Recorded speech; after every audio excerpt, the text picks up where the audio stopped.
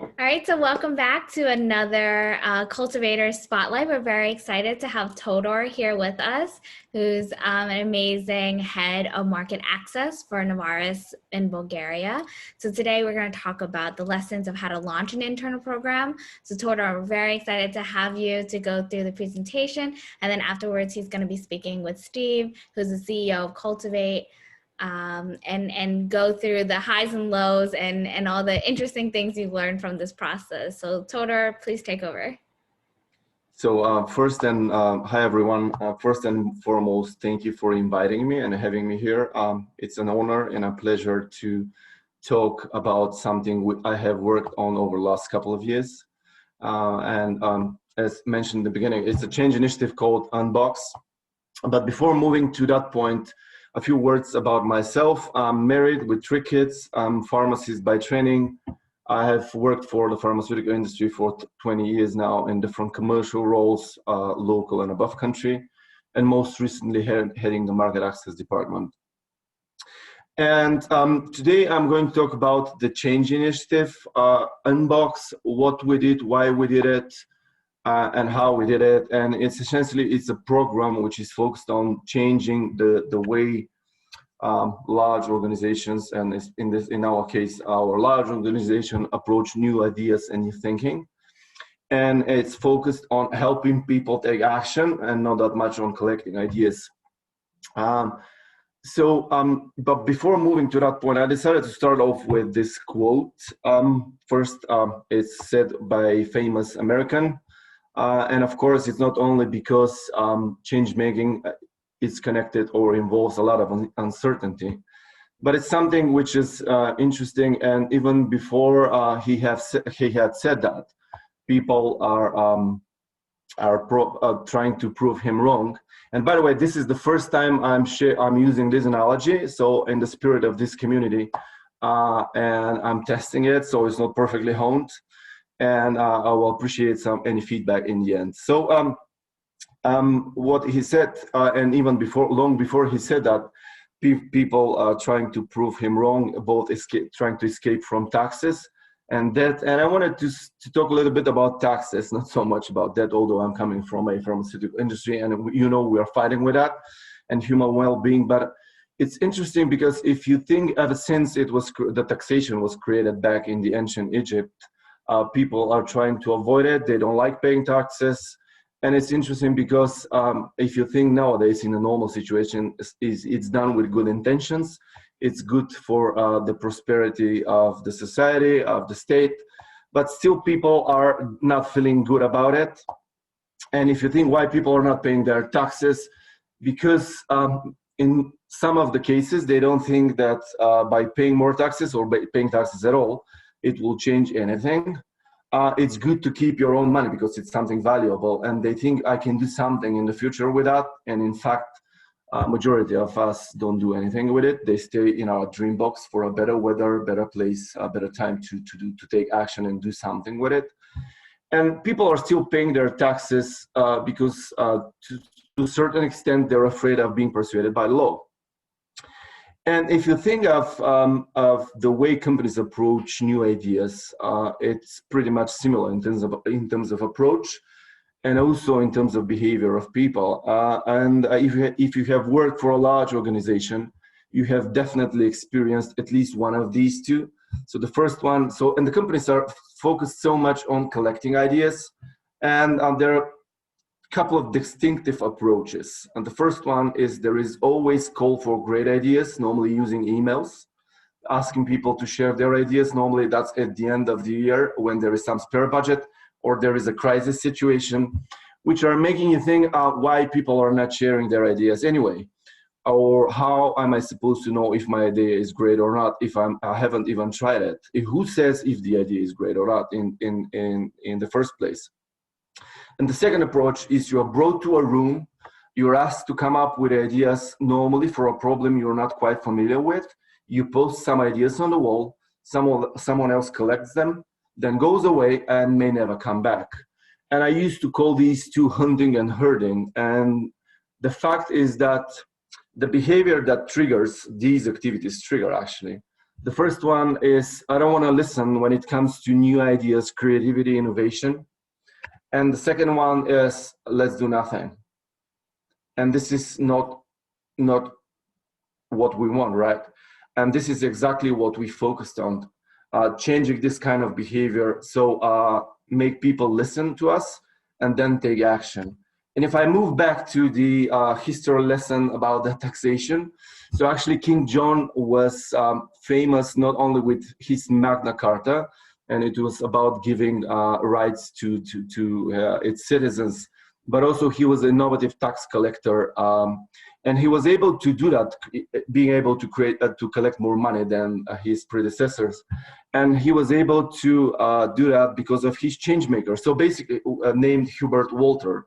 And actually change makers existed even before Cultivate. So, and he was able to do that by changing some of the existing taxes and thus being able to collect more taxes without causing additional undue uprise or discontent or problems at all. And this is exactly what we were trying to do, to change the way our organization was approaching ideas. But before coming up with our solution, we focused on the problem and we literally studied. We tried to study it. We tried to study these pain points and moments of delight and put them on the different sides of the coin. So if you ask people why they're not sharing their ideas or why they're not taking action on their ideas, so the most common answers would be, I don't think anyone would care about my ideas, so I don't believe anything will happen. I was afraid to share my idea and what I think. And generally speaking, people don't feel safe. And safety is something you already talked about in one of your previous sessions. And on the other side of the moon is what liberates people, is when they're connected with others, when there is this sense of community, where there is humor, when there is laughter. And this is the moment which liberates people to talk, to share what they care about. And this is exactly what we were trying to replicate while designing our solution. And this is one of my, I would say, my favorite slides, because also we tried to summarize what makes people feel good at work. And these are three important elements: to be heard, to achieve, and to be connected, which then translates into this feeling of significance, progress, and belonging. And when you wrap all this up with autonomy and safety, this is the moment when people feel really empowered, liberated, and that's the moment when you can start talking about changing culture, creativity, innovation, and so on and so forth. And thinking about our approach, we were thinking about people, process, and place. And as I already shared, we come up with a program using a platform, which is essentially a learning platform program designed to enable people to generate, advance, and make new ideas happen. And as with any new change initiative, we had to fight with different stereotypes. And the first one was, so there are a couple of those. The first one is when it's about online learning and learning programs at all in general. And the second one on the language we use when we talk about creativity, innovation, and this kind of corporate stuff. And talk about the design, we deliberately tried to make this whole program different. So although it's a learning program, it's a learning approach in general. And we use online-based curriculum, which is designed in a way to prompt action away from the screen. So majority of the activities are taking place offline, whereas you receive your instructions, you submit your assignments online, but then most of the things are happening in a real environment. And then we designed it to be highly interactive, both externally and internally, which has to do with empathizing with your customers and really going out there and seeking for insights, but also connecting with others and building your small tribe, if you want. And this had to tackle with this feeling of safety, because we believe that it's really important to avoid people feeling alone. Then it focuses on real problems and real ideas, real issues. So it could be considered also as a business tool. So we are focusing on real things. It's not something abstract.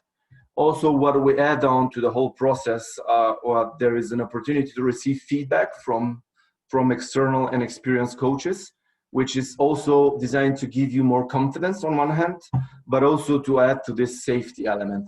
And of course, last but not least, it was long enough so that we can make sure that the change and the learning is sustainable and people are not rushed to come up with ideas, post them on the wall, then goes away everything. So, and the second thing was the language we use.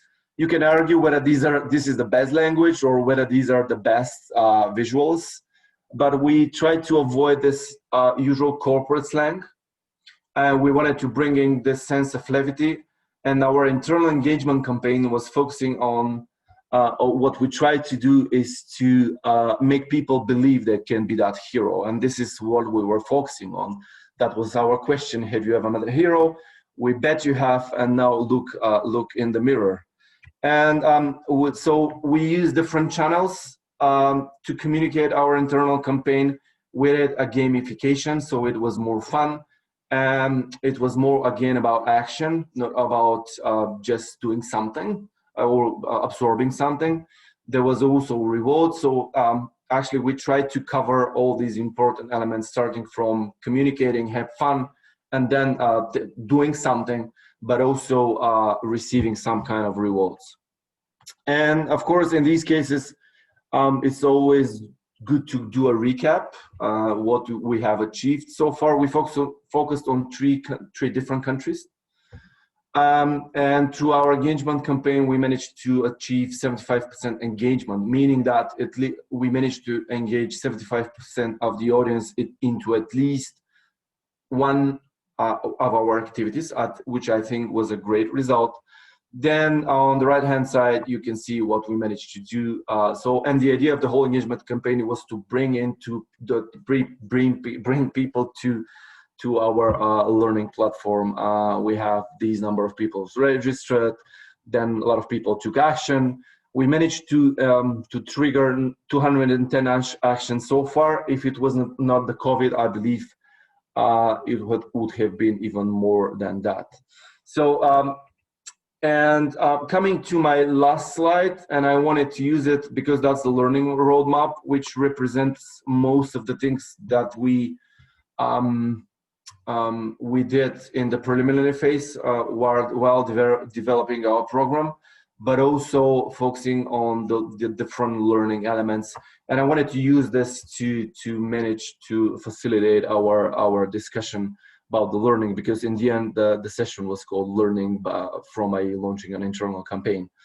And if I have to highlight some of those, to me, one of the most important elements is really studying the problem and really understand what stands behind it. Then test your idea, shape it along the way. And also one of the very important elements was to align it to corporate strategy that ensures, at least increases the likelihood of success. You need to find, obviously you need to be deliberate and intentional about how you communicate your ideas, but also try to engage others and build your own tribe, because alone you cannot succeed.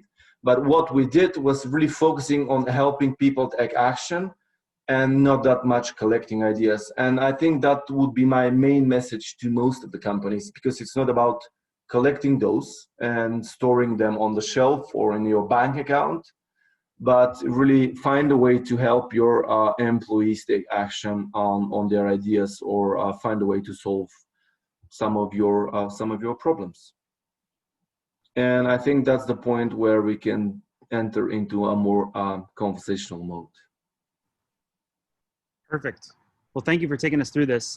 So I noticed like Lelaine already asked a question. So like ask your questions. I'm just going to go into the chat first, and then I, am happy to ask more, but like I want anybody to be able to ask their questions. So, I mean, I'll ask Lelaine's, but at some point too, if you want to just unmute and ask a question, you can. But Lelaine said, did you identify a champion or sponsor for this initiative? Yeah, so there was a sponsor starting from that. And of course, you always need someone higher in the hierarchy. And I had my general manager, but also the regional head. which were supporting. And I think having one of those to ensure you have an air cover, as Steve likes to say, is really important. How we measured engagement. Actually, we used online-based tools, which enabled us to track the engagement, and the whole engagement campaign was designed in different activities.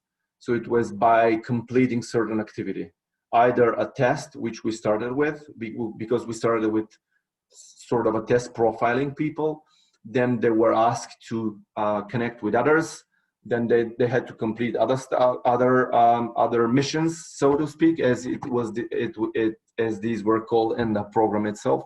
So this was quite easy, to be honest.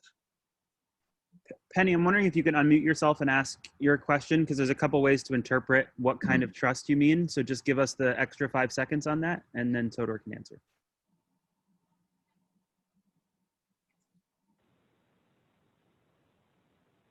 That's a tough Can you guys one. hear me? Yep, we can hear you. Yeah. Okay, so I know that trust is always sometimes, difficult a question to answer, but I think how it's important to understand how, you build teams and you build the trust and those relationships. And it's something that's always of interest for me in new projects or even in projects that, are ongoing. So I'm curious there's steps 1 through 6, like here that you've mentioned, 2 weeks, 4 weeks, 6 weeks, etc. How did you start out, like building the trust after you got the one person?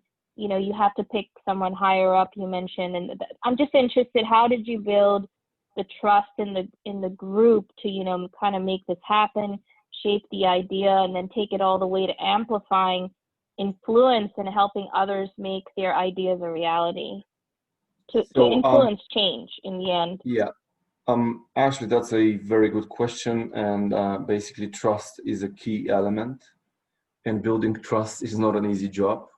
And I have to admit that in our case, in a reasonably small organization, people get to know each other more than in a let's say, for example, in a company's headquarters. But one of the ways, if you talk about the program itself, we building trust and actually in making people take action was when you say something is possible, and when you say you'll be doing the things you said you're going to do in the beginning, and when it actually happens. So we create a space where you can start any kind of idea without any kind of criticism, and that helping you go along the way. That was, I believe, that's an important element of building trust. So there are a couple of elements here: helping people to get to know each other, and it's not always easy. And the second element, when you say something, that's about integrity. So when we said, okay, that's the place where you can freely share your ideas, that should be really the case.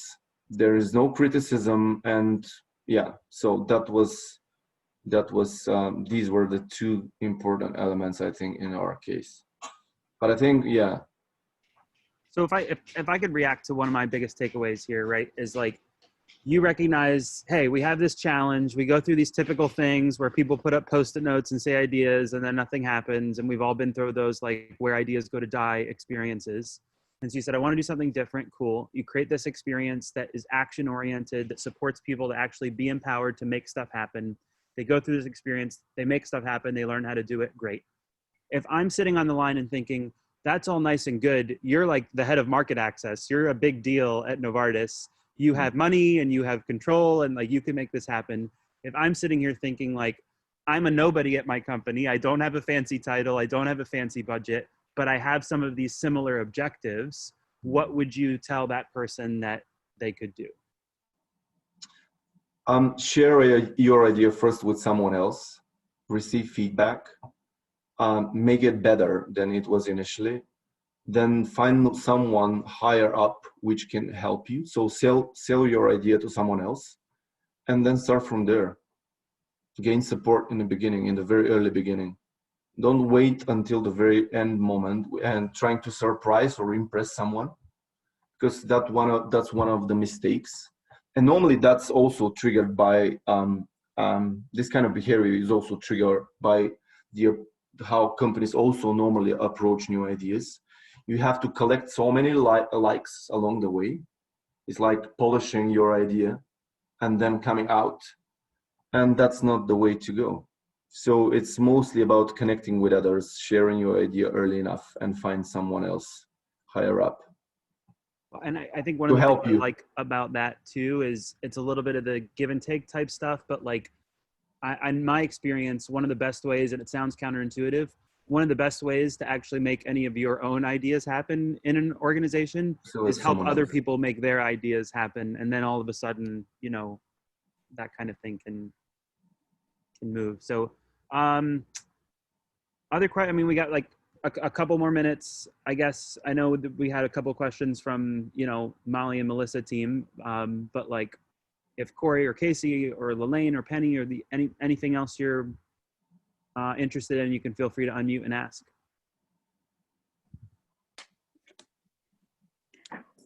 Hi, this is Lelaine. Good morning, all. Great session, by the way. Thank you for sharing your success story. I'm just wondering, how do you collect the ideas other than, you know, I know the sticky notes, but how do you manage to make sure that you are able to actually record all those ideas? Do you use a particular platform or an application? You mean in general, or Yes. in general? I mean, locally we use this platform because at certain point people have to share their ideas, and it is also used as kind of a repository for ideas, Okay. so you can keep them there. But generally speaking, mostly the ideas are collected through emails. And there was also a platform, an online platform. We had this initiative called Generate.action, but it was again focused on mostly on collecting ideas and then collecting likes, which is not bad. I'm not saying it's a wrong way to go. But yeah, that's the other way. Other than that, the platform itself can be used as a tool to collect ideas as well, which people can share at their convenience. And Not a campaign, yeah. I would just add to that, oftentimes, depending on where a question like that is coming from, of like, how are we going to collect ideas? Yes. And part of it's the mindset flip in general, right? Of like, how are we going from an ask permission culture to a give permission culture? And how are we helping support people to take action on their ideas versus how frequently, with the best of intentions, we say, oh, I want to collect all these ideas, and then nothing ever happens with them. And so it's kind of flipping it back on people of like, the only place that your idea needs to be collected or whatever is in your head, and I'm going to help you think about the actions you can take, and then let's bring it out to life and make it happen, right? So anyway, with that, I want to be respectful of time. I want to give a huge thank you to Todor for taking your time, sharing your wisdom, your experience for this. Thank you. As Melissa said, I know this is going to be recorded, shared out with the rest of the community. I'll hand back off to Melissa for our closing words. You're on mute, but that's just, we can see that you're effusively saying goodbye. I was just saying that to ask everyone to jump off mute, and then somehow I muted myself. But yes, please, if you can, take a minute to come off mute, and we're gonna give Todor a round of applause. I know with COVID, it's very different when we're doing online events. So please, if you can, we're just gonna give Todor a big thank you. So thank you so much for sharing your idea. And Thank you for having me once again. Thank you, guys. Todor. Thank you. And so we're very excited. Again, a lot of our community is member-led and is as much your community as it is mine. We really encourage everyone to share different ideas for events. If you're interested in hosting an event with us, please feel free to send me a private message. If you're looking for more events like this, please let us know, because your feedback is very important to us. We're very excited for upcoming events that allows us to get to know each other better and learn what everyone is working on. We also ask that you join, continue the conversation, invite others to join the community, as you can see in our slide. And we hope to see you again next time at our next Cultivator event. Thank you, everyone. Have a great rest of your day.